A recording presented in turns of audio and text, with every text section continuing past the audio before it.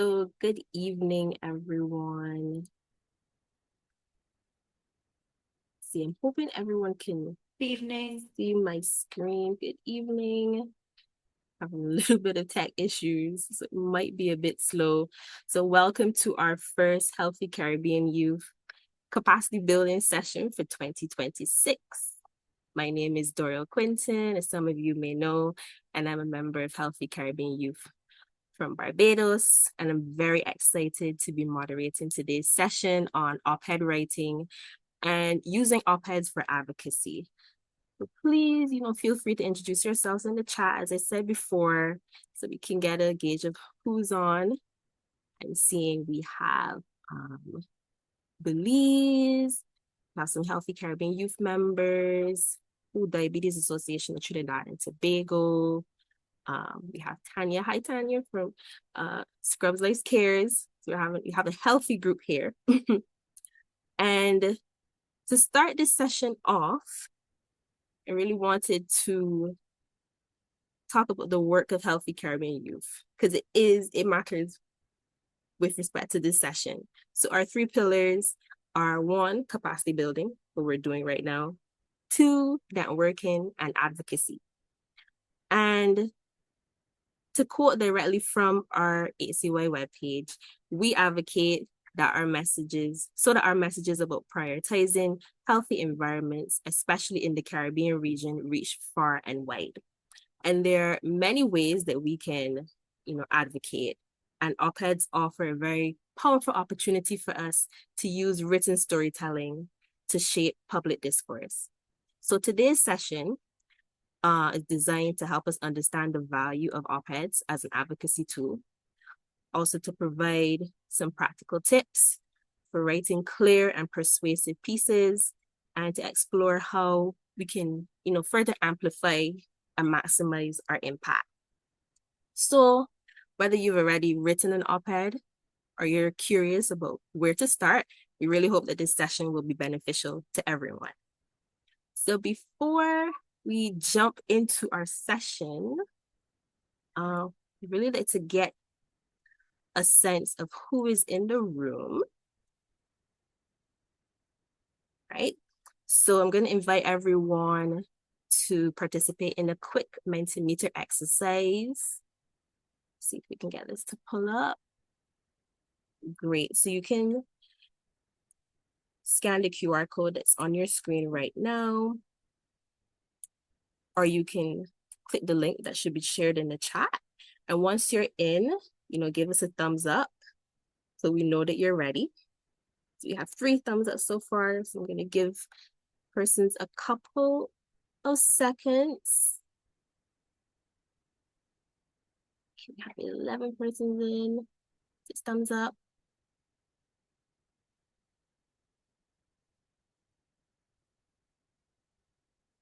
Okay, so I think we have enough persons in.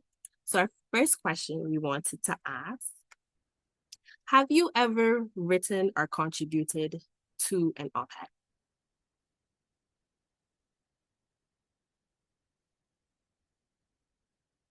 Okay, I'm seeing a good mix.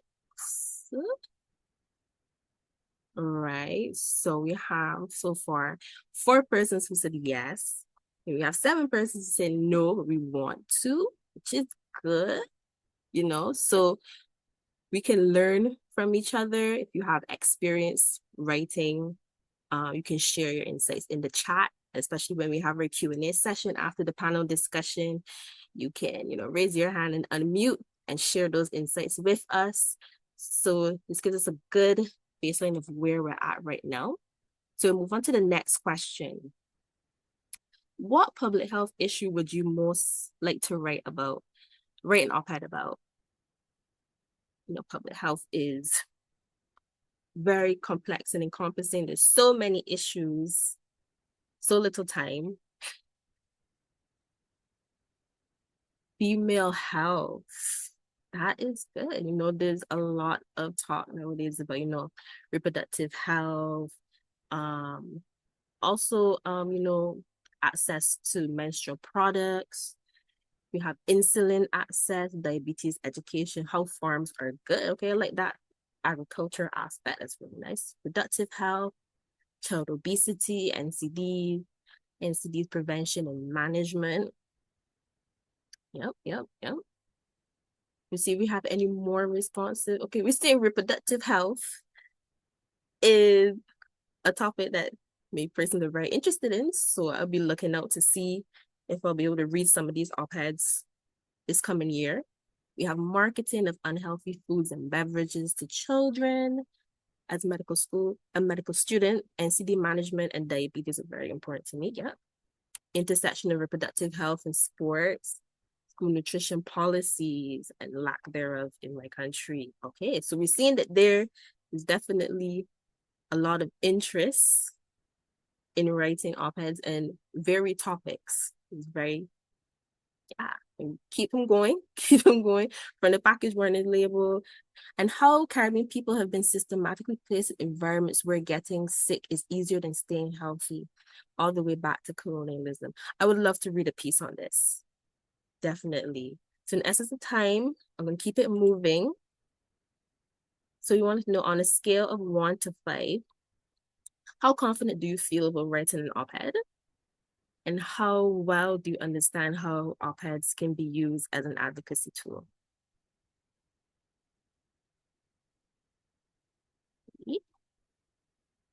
And give persons a couple seconds. And it's okay to be completely honest. If you don't feel very confident now, that's okay. We're here to learn. And give us a couple more seconds, but it seems like we're somewhat confident. But we do know that we do understand how important op-eds can be. Right, so how many persons have responded? 12.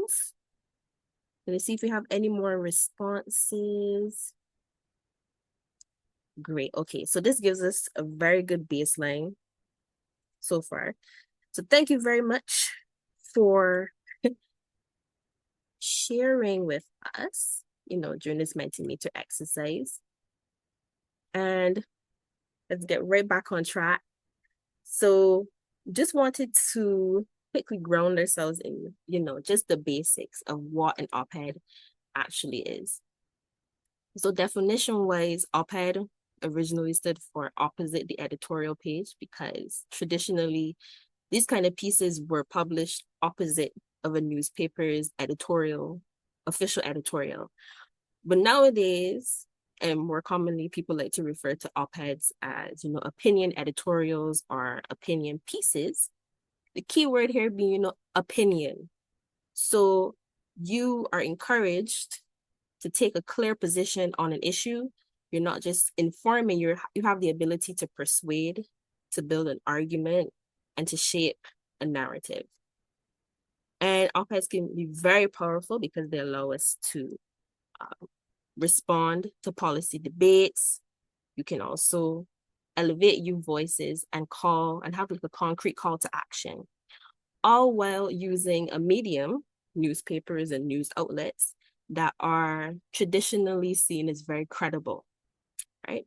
So, you start with every basic essay, you have your opening or your introduction, where you will have a hook, something that will draw your audience in. You kind of want to seduce the audience to read more, because it takes effort to read your piece. It's very easy to skim over. You might want to add a surprising fact, maybe a personal anecdote, and in your introduction, you want to have a clear basis to show your topic and the main argument that you have,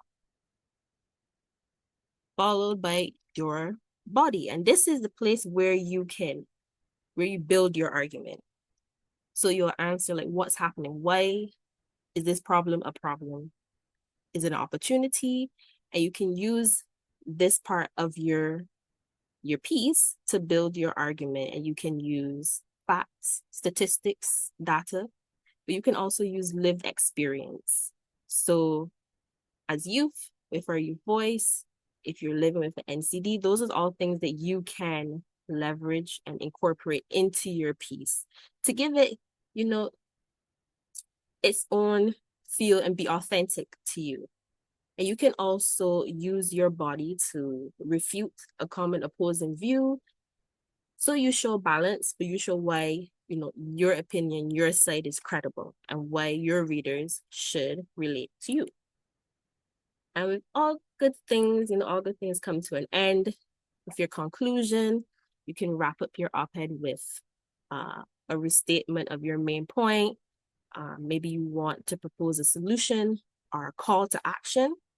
That's the best place to do it is in your conclusion, right? So now that we've gotten all that out of the way, just wanted to make sure we were all on the same page. I'm very excited to introduce our panelists. So I'm going to stop sharing. So today we have Miss Sheena Warner-Edwards. She is a social media manager and communication officer at HCC. We also have Miss Kayla Wright. She's a Healthy Caribbean Youth member from Jamaica. And do we have Othniel on the call? Yes, I see Othniel, also a Healthy Caribbean Youth member from Jamaica. Let's see if we can get everyone spotlighted. That would be great. Okay, thank you very much. So we'll have a brief Q&A after this panel discussion. So please feel free to pop your questions in the chat while we're having this discussion, right? Just to make sure you keep them. You don't forget them.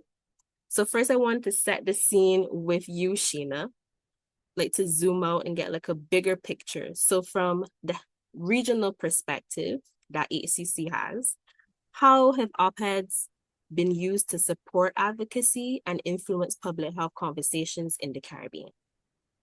Yeah, so good evening, everyone. I think it's evening for most persons, including Carrie, correct? Yeah, so first, and this is following on from what Doria would have shared.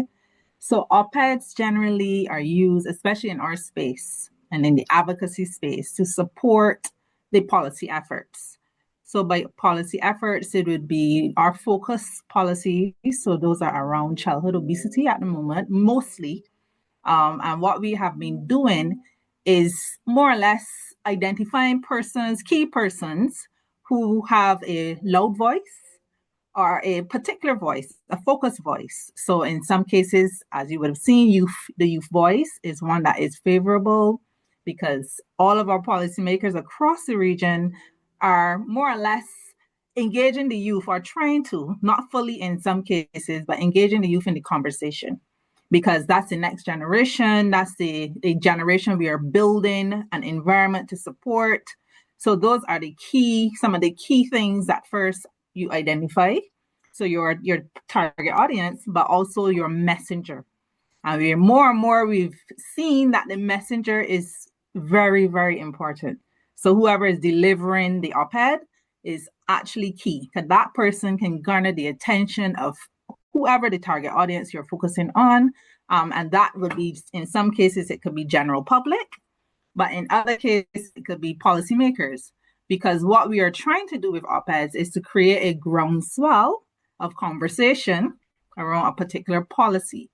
So in that, you're also giving supporting information, and you are sharing factual information, which is another thing that I find people tend to forget with respect to an op-ed space, is that you're sharing facts to support, in our case, the policy implementation, identifying, why it is needed, how your environment can change. These are key facts, as well as, how a supportive environment could be created through the development or the implementation of such policies. So that's straight off. The other thing is that another factor, and that I will know, is that we're also supporting the media landscape. A prime, and I have to say more so recently, with the advent of social media, a number of media houses, and these are the traditional media houses, they found themselves I would have to say, a precarious situation where they're trying to balance whether they're in the social media space, in the digital space, whether they remain in the print traditional media space, and they're fighting with that. And that has posed lots of challenges, especially I would have to say in the last quarter, where we've seen at least four major media houses closing because they have not been able to find that balance with respect to, again, creating the space to engage their public. So op-ed writing actually supports their work. It makes them, it raises their profile, I would have to say, when they engage different persons on different topics and be able to present such to their audiences. So I would say those are the two main things that an op-ed, especially in an advocacy space, supports. Thank you, Sheena. I think that really helps us understand the broader landscape and how op-eds fit in. And I like how you said that we actually support their work. So, don't have to think that, oh, they're not going to want my opinion piece. They do. Those opinion Yes, they pieces are definitely do. needed because you don't want They your do. newspaper to just be all advertisements or all gloom and doom. It's really good to get those opinion pieces out there and they really help with that groundswell of support that you talked about. So And thank just to you. add as Yes. well to Dory, what Mm-hmm. Dory is saying is that the media, they actually reach out in many instances. So that's why we might be reaching out to you, to help us to support us in writing op-eds because they're reaching out. There's some of them that reach out weekly that literally want something to add to their media content weekly. Yes. So Oh, wow. that's Yeah. something to keep in mind. Yeah. So, that's the encouragement there. They want the pieces. So, let's see if you have an idea of an op-ed, you might not be too sure. Just take this as an opportunity to try it out. You're not alone. You can always ask for feedback, right? So we're going to get into our our other panelists and get closer to the youth perspective. So we have Kayla and Othniel. You've both written pieces. Can you briefly describe an op-ed that you've written or contributed to? And what motivated you to write it? So, Kayla, we'll start with you. Okay, thanks, Doriel. Hi, everyone. Good evening. So, one op-ed I co-wrote last year, I did it with Dashawn Carter, who some of you may know. He's at JN Advocates. And it was called, well, before the editor changed, you know how the editors get. At first, it was called Doesn't It Take a Village to Feed Children and How We Hold Manufacturers Accountable as Duty Bearers. And it was published in the Gleaner. And just to quickly sum it up, in that piece, we were arguing that Jamaica's rising rates of diet-related illnesses among children aren't just about individual choices, but about the food environment. And that comes up a lot in nutrition advocacy, talking about the food environment, what's available to us, what's accessible to us, and how that is impacting the rising NCDs, and how that specifically is shaped by manufacturers and policy decisions. Because in Jamaica specifically, the giants, we have Wysinco, we have Grace. A lot of them are the ones influencing policy, and those affect us negatively as youth and young people. So I think what motivated us to write it, we wrote it as part of Fix My Food Jamaica.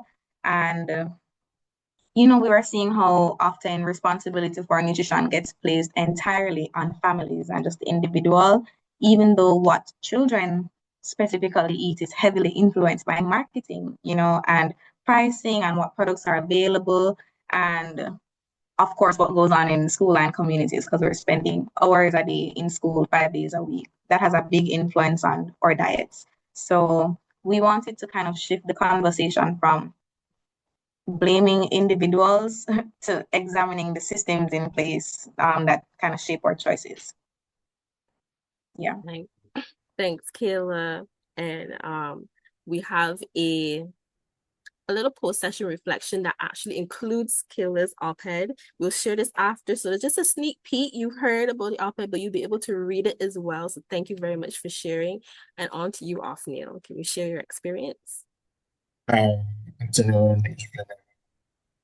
I'm going to share a piece that I wrote last year entitled Fit to Learn, the missing piece in our schools. Um, I wrote it because, so we know in Jamaica, the National School Nutrition Policy was passed. But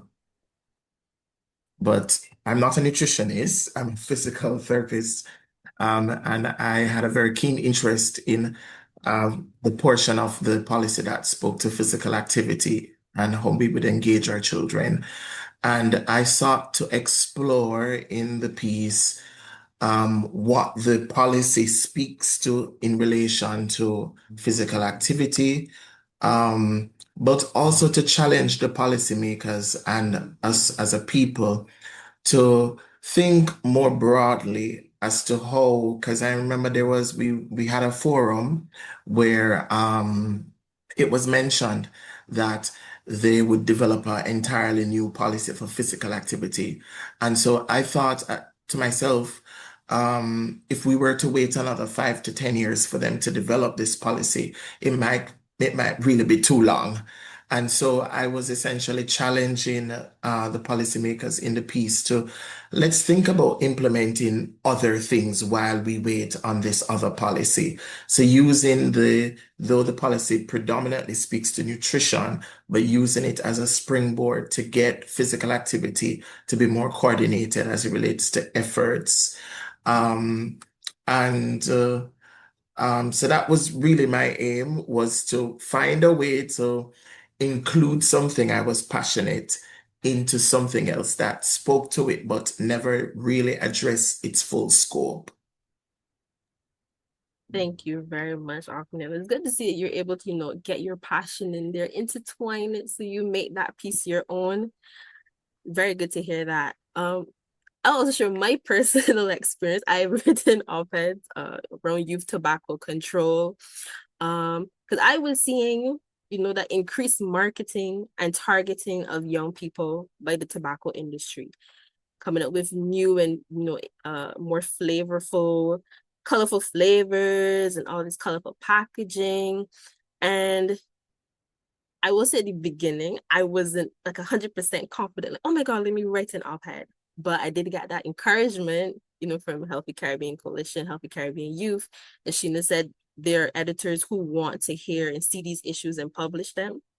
And, I took the leap. And there's always the possibility for feedback. You don't have to do it alone. There's collaboration. You could collaborate with persons in your organization or within our youth network that we have, so it's not just you alone. So thank you very much for sharing. And when we get back to Kayla, public health is not the easiest or the simplest thing to write about. So we wanted to ask you, how do you go about the process of tackling a very complex issue and breaking it down into a piece that is concise but very impactful? Thanks, Doyle. So if anyone here has a brain like mine, you're thinking about so many things at once. So it's kind of hard to streamline certain things. So when it comes to actually writing pieces that will not just be read by, persons in the space that you're in, but also a wider audience that doesn't really know what you're talking about, but may be interested, I think about, how if I didn't know anything about the topic, if I wasn't an advocate, if I wasn't an attorney, if I was just reading casually, I randomly book up on a piece, how would I want to receive that information? What would grab me? What would make me continue reading? What would make me understand? And what would make me possibly want to learn more? So that's my starting point. What would a random person going about their day want? And then from there, I move to mapping out policy or legal principles that I do know those have to come up. So, and the stance I'm taking and the points I'm making, etc. And I don't know if anybody in here did literature in English in Cape. That's really, really hard. And it's very, very rigorous. So I think I credit that period of time with how I kind of break things down, because, you have to be able to analyze, you have to be able to know what you're saying, and the teacher has to know what you're saying as well. So just organize, break down thoughts. So you create an outline, you have your clinch of sentences, the points that you want to come across, all of that. That's kind of how I do it. Thank you, Kayla. I can see, there's a method to the so-called, There's a method the to the uncertainty and the madness, but it chaos. works. Yes. Yes. And unfortunately, I didn't do literature in Cape.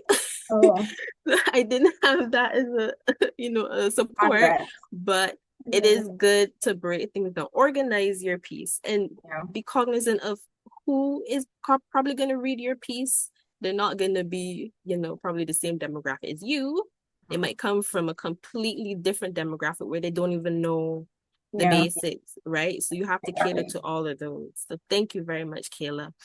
And one thing that's also very important is timing. So when you say something can be almost as important as what you say, because you could get drowned out by whatever is happening at the time. So often I wanted to ask you, what are some factors that you consider during your op-ed writing process to ensure that it is, strategic and timely and relevant, that information can get out there? So, so some of the factors that I think are very important is it's very important to understand it's not just about having an opinion, but it's about entering a live public conversation at the right time with credible evidence and clear solutions. Um, so I think just I have an opinion, but is there a public conversation that is going on at the time? Do I have the evidence to support what I am postulating? And then as a youth voice, what are my solutions to what is happening? I think timeliness, a big thing is timeless because editors prioritize relevance. And in order to get them to carry the piece, it must carry some relevance to what is going on in your country or in the society. So that could be maybe your minister had a budget presentation and something was said, and you're like, I want to talk about that. I want to add my voice to that national discourse. It could be something internationally that is occurring. Or we sometimes, we experienced many countries last year, an election cycle. It was a good opportunity to also engage the politicians in our various countries on topics that we as youths consider to be important.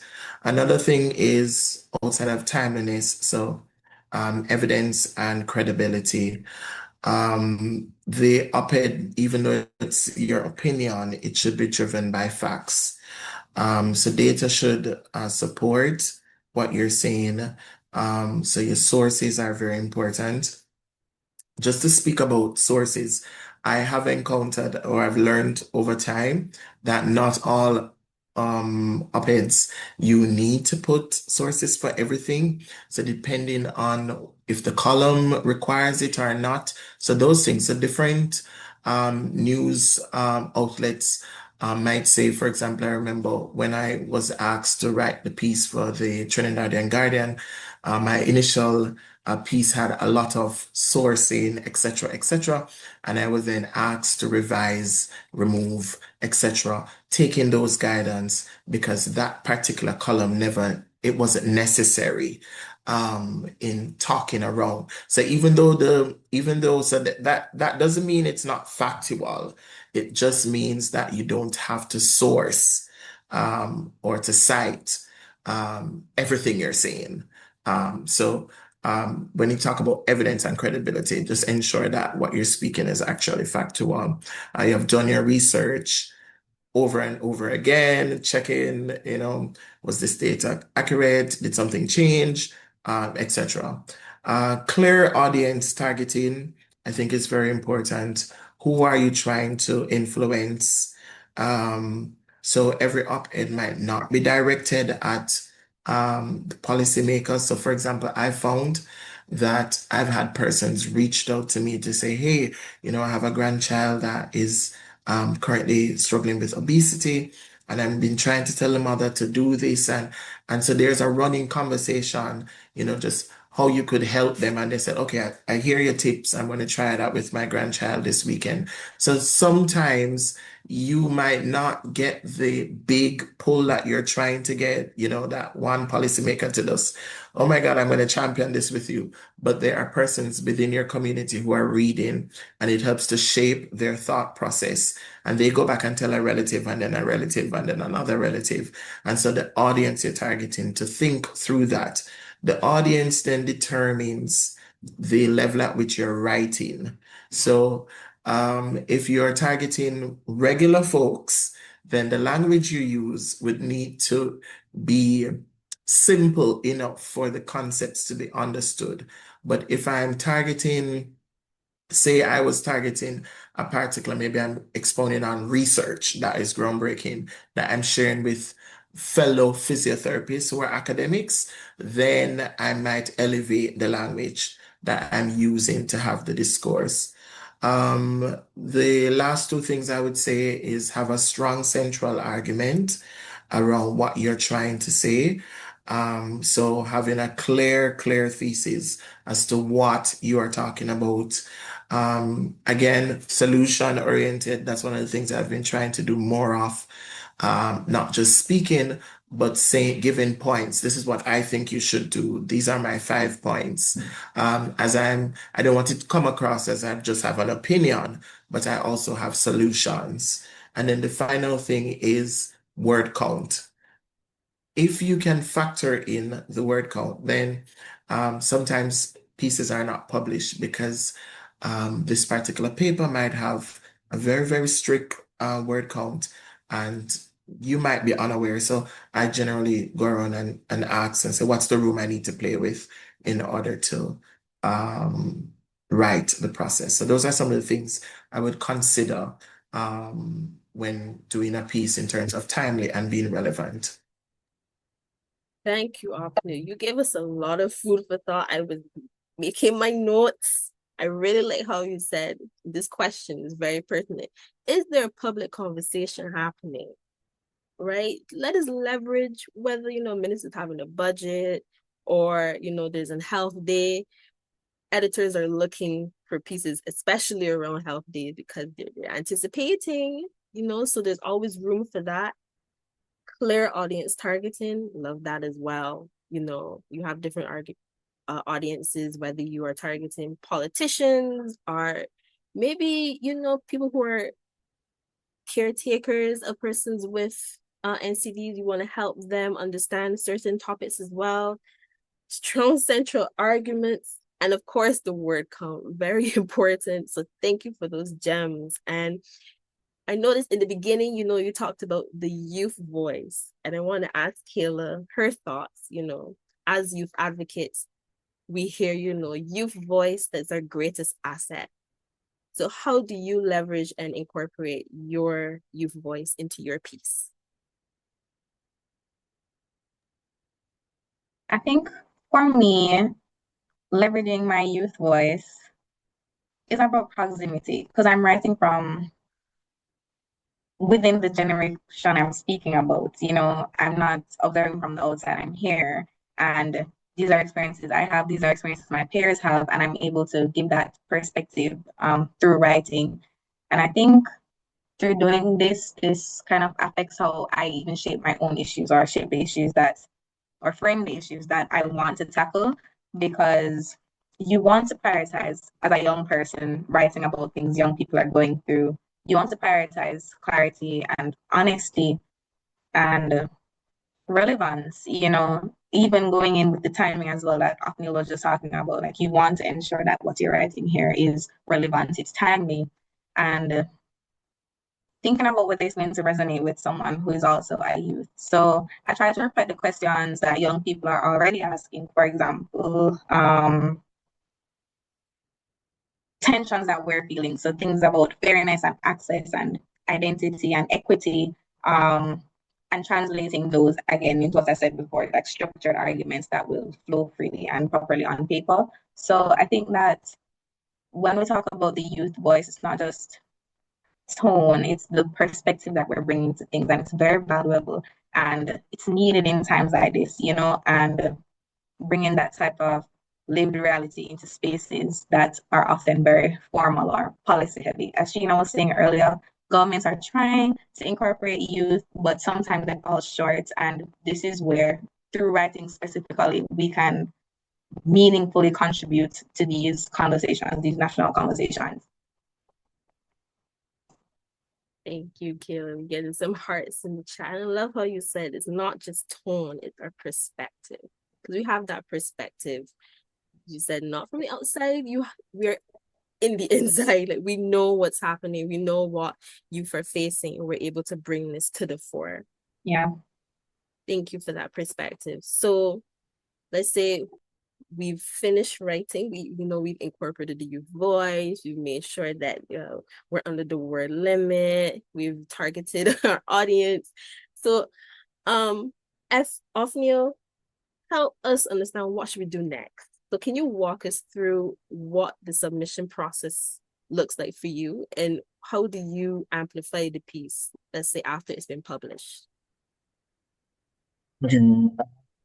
So this part of the process can even be sometimes longer than the actual writing, depending on the particular paper you're choosing to write to you want it to be published in. So a part of the thought process is if I want to use X media versus X, what's my lead time that I need to have this piece prepared? Um, do I need to do a lot of coercing before? Do I need to do several emails to whet the appetite? So I generally send a really, really nice email um, and essentially thank the editor for, publishing the last piece. I am extremely grateful. I have this new piece, and then I do a summary of the piece in the email so that the editor can understand where I'm coming from with this new piece and why it requires to be in the paper. And the weight so that they don't so they have a pretext, and then when they read now, it's easier for them to understand where I'm coming from or the importance. Also, you might find that if you're working within a group, it requires multiple persons signing off, and being able to take the comments, and if someone has a critique, correct, make the adjustments. Those things will either delay submission, depending on how slow you move, or they can accelerate submission. So I think that big thing, all of that essentially is pitching. Very, very important in the process. And then the next thing now after pitching is you can move on now to submitting it, right? And if you are, by the way, rejection is a normal part of the process. If you are rejected, so it's not a point where, oh, I'm just not gonna try again. No, go again. Maybe think about why this piece wasn't appropriate, why it never got published. Ask those questions. Very important to follow up on whether it was published or not published.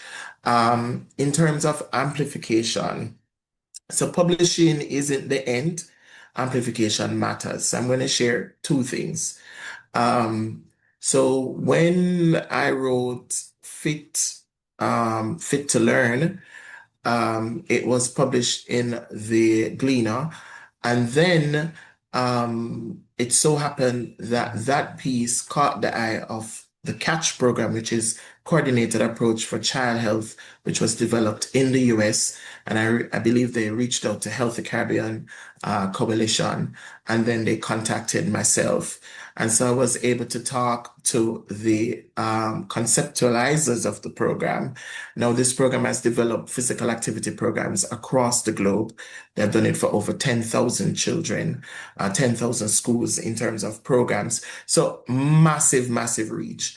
And even though that particular connection never developed into something even greater, it tells you that if you write passionately enough, target the right audiences in terms of the kind of citations you use in the piece, it will expand your reach. So even though I'm writing for Jamaica, it ended up being seen globally, and a program that was cited in the piece reached out with an effort to see how they could work with us here in Jamaica in terms of developing a similar program. So submission, So the amplification now is how you use how the pieces that you use to cite can amplify the piece also. So be very, very cautious, or I would say be very thoughtful in the kinds of citations you use in your pieces. Um, and also, I saw someone, social media strategy for amplification is important. So I have not done a lot of it, but I've tried.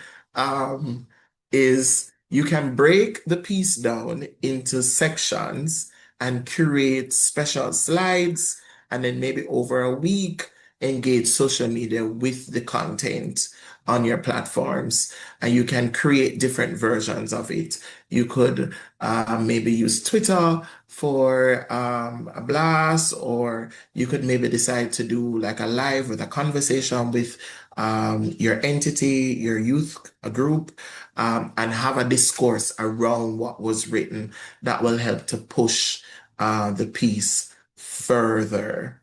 Um, you also want to tag, yes, LinkedIn, great spot to share, definitely. You want to tag your stakeholders. Um, I get a few thumbs up when I tag the ministers. They will like it as but I'd wanted to move beyond that, but at least sometimes you get them liking it and they've read the post and etc. So you want to keep on tagging your stakeholders, your youth, your NGOs, the journalists. A big thing that I've started to do is to tag the editor in the post when I'm making it online, because that also amplifies that editor's reach. So you want to be very strategic in how you're helping your editor also to expand their own reach.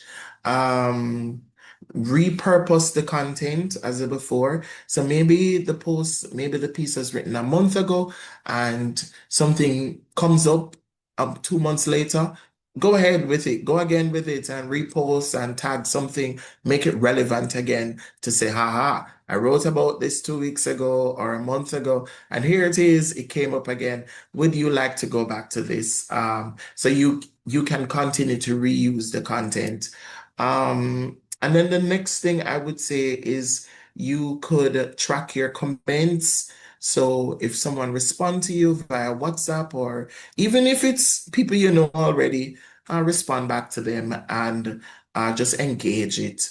And hopefully, if you start, build traction, it will grow. It might start very small, but I'm not very techie, so I'm trying to be, more techie. But but it will go. It will grow if you're persistent. Thank you, Afni. You gave us a lot of tips, from pitching and, getting your work out there to the editor so they can, hopefully approve. And, even amplification. And don't worry if you didn't catch everything, we're sharing the recording. Plus, we're also going to share an infographic. So we get all of those tips in one place, right? So before we end this little segment, we really like to have some takeaways. So let's start with you, Sheena. So based on ACC's experience working with editors across the region, what are some things that editors look for in a piece? So Othniel and Kayla, they did it. They have all. There was one or two. Yeah, generally, and I actually had a call just now. And this is following on with a piece. So we sent out an open letter. So another form of engagement. So open letter went out today across the region. And one media house that also has a radio program called, because obviously they wanted a supporting recording with that piece. So that's something that we always, it might slip, depending, because we always forget radio stations are also media. And a lot of the media houses have radio and television stations attached. So they want photos, they want recordings. So whenever we are doing our op-eds, that's something that we should remember as well. Because again, as Othniel mentioned, it amplifies the work that we're doing. and we need to exhaust the op-ed. We want it to go as far as possible. So I would say that is key, a key point to remember.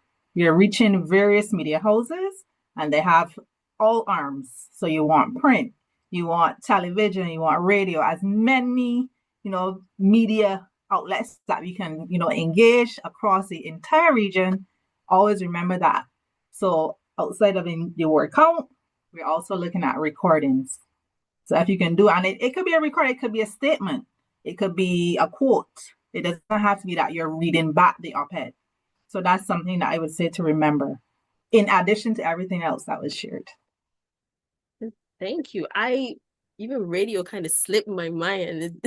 Thank you for bringing that up. There's those added, opportunities for amplification. So, after you've written your piece, maybe you might want to share a recorded statement. Okay, really like that. So now, moving on for our youth advocates. So we start with you, Kayla. And this question will apply to you, Othniel, as well. What advice would you give to an HCY member who wants to write their first op-ed, but they don't feel confident yet? That's a really good question. I'd say don't wait until you feel confident to start an op-ed. Don't wait until you feel confident to start anything, actually. But since we're talking about op-eds, confidence normally comes after you do that hard thing, and for op-eds, when you do your first piece and you get feedback from a friend them and they will hype you up and you feel good, or it goes far when it's published and there's persons who are contacting you to do radio interviews to follow up, and you feel good about it because you did something impactful. So I'd say don't wait until you're confident to start. Just start with something that you genuinely care about, and like even hearing Othniel speak, this is his bread and butter, this is something that he enjoys doing, and he has enough knowledge to write on these things, and he can focus on one clear idea, or he can show where things intersect, because we see in advocacy so many things intersect, right?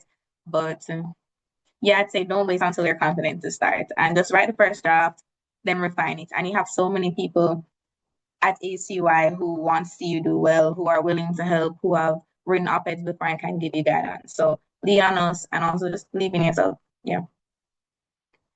Thank you, Kayla. You heard that? Jump right in. Okay, you don't have to be a pro. You'll become a pro after you've gotten the experience. Okay, off you, what's some advice you would give? That is so true. Just to add, remember, expertise is built. It's not something that you become an expert instantaneously, something that is built. I would also say, we talk about youths, or the youth voice, is write about issues you have experienced yourself. Lean into your experience, your own voice, and things that you find are very interesting.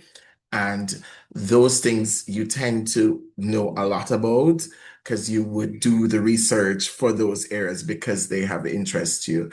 And authenticity strengthens your writing, because I instantly know that, oh my God, this person they love this. Like, I mean, just how they write it, you can just hear it in them saying it out loud.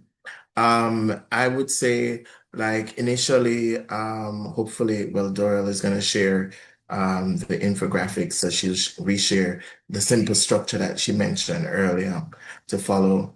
I would say collaborate with another member. Big thing is public writings invites disagreement, and engagement means that your voice is a part of the discourse. So see positively and not negatively. It means that your intended, what was the intention, which was for persons to read, they were reading, and they now have a rebuttal.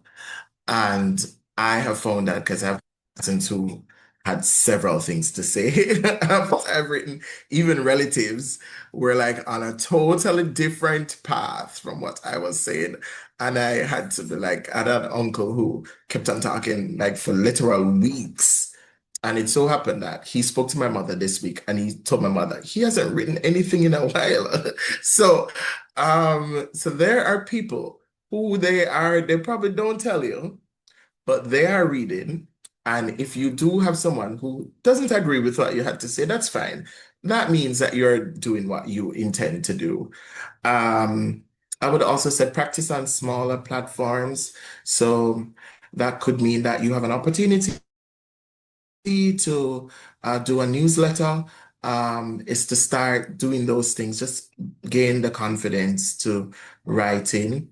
Um, I never started just love writing, but a big part of, I guess, being a Shivna is I had to do aggressive writing to win that scholarship. So it kind of opened my appetite to just writing. And the final thing is the youth voice, I believe, helps to shape, um, when used the right way, will help to shape the conversation, and we should continue to use it. We do not need to be perfect to begin, as Kayla said, and you need to just continue to be informed, structured, and courageous. I love that ending point. Be courageous. That's definitely something we can take to heart. And thank you very much for our panelists. Very engaging panel discussion. We're running a little bit tight on time, but I do see a couple questions in the chat, so maybe we can take one or two. And if anyone, if you want to ask a question, you want to unmute and raise your hand, please feel free to do so. There'll be no problem at all. So I see this question. So given the timing aspect, what is a good turnaround for an op-ed? How long do they take you to write and edit? Um, Do you often want to take this one? Okay. um, well, it really depends on the complexity of the argument you're trying to make. So if it is a topic that one I am not extremely familiar with, or there are concepts that can be difficult to explain, it might require a longer time. Um, I don't have set times. I've written pieces in one day, from start to finish. And then there's some where I will write and it takes me several weeks. So I write a paragraph and then I'm just gonna give it time to breathe. And then I'll go back again. And because you might get up today and you were so sure this is what you wanted to write, and then the next day you wake up and you're like, that's not what I really want to put down on paper, and end up scrapping an entire section.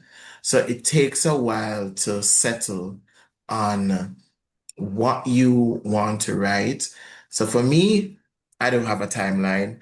If you tell me, I'll work with your timelines, like ACY has some timelines. So working within those established timelines. But if I'm just writing for just for myself, um, then there are no real timelines.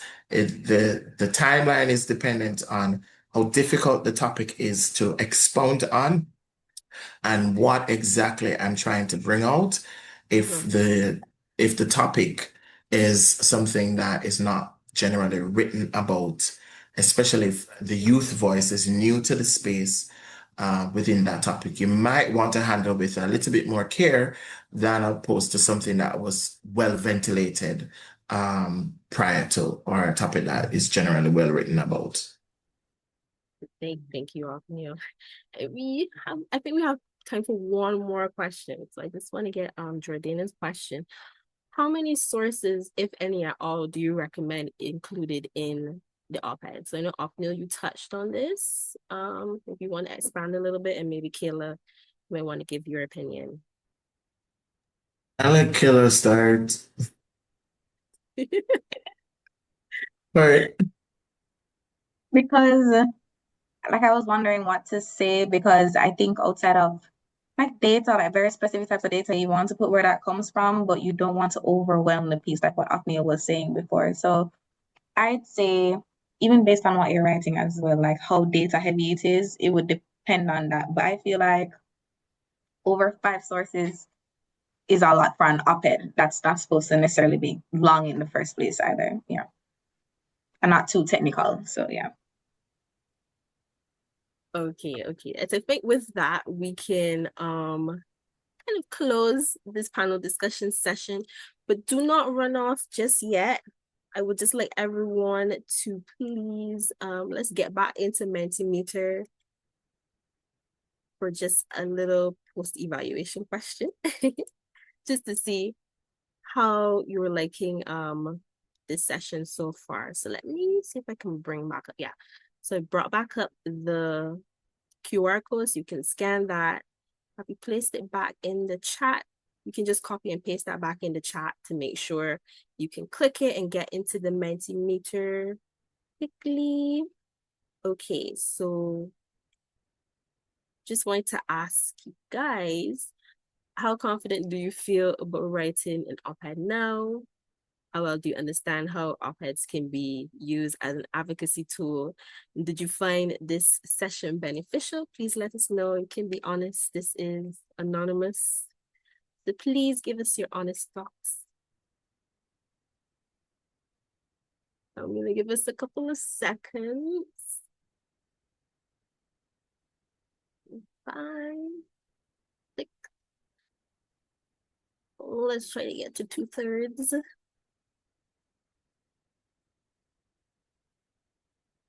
I'm not going to jinx myself right now, but it seems that we're getting very good responses. Can we get it to 10 perhaps? Before we move on. 9, and one more. Okay, thank you very much. And I'm going to I'm not gonna close it. So maybe if you still want to, you can share your thoughts. And to end, I'd like to thank our panelists, Kayla, Sheena, Afnia, thank you very much for participating and sharing your thoughts. This is very, very eye-opening. I learned a few things, honestly, and I've written a couple of op-eds. I've learned quite a few things. So thank you very much. Thank you to the HCY coordinating team on the back end for helping. And before we jump off, really like for us to take a quick picture. Just a quick little screenshot. Daniel, can you do this, please? So for me, please, because my computer's a little wonky. So please feel free to turn on your cameras so we can get your beautiful faces. Great. Yeah, I'll give folks a couple of seconds just Yes, to get their cameras on.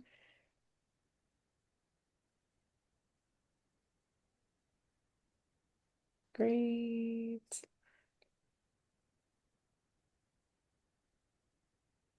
All right, I think we have the folks who are able to turn their cameras on. Looking fabulous, everyone. Are we ready? 3, 2, 1. Yes, one more.